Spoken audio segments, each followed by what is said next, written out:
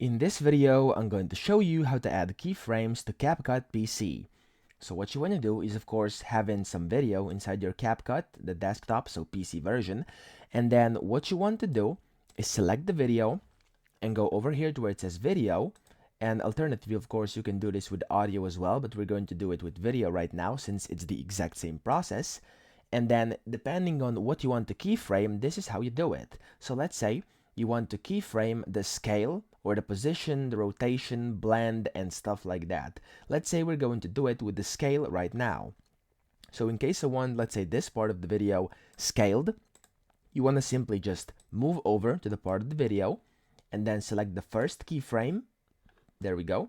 And then you want to move to the other part of the video. Let's say I want it over here, and you want to make another keyframe, and that's pretty much it. That's how you make keyframes, okay? And yeah, if you want the keyframes to be different, you can just simply adjust, as you can see over here. And if I then go to the left, it says 129, and if I go over here, it went back to 100, okay? Now, that's how you make keyframes. And you can, of course, do it with position, rotation, and as I said before, and with audio as well.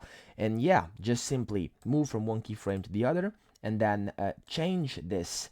So the parameter you're trying to kind of change, and that's pretty much it. That's how you make keyframes in CapCut. And now, So as you what can you want to see, do, it's over here. It's zoomed, and then it goes back to little, and there we go. If you want it to go back to big, let's say you want to do another keyframe and put it back to 100, and it's going to go slowly back to 100, as you can see, and that's it.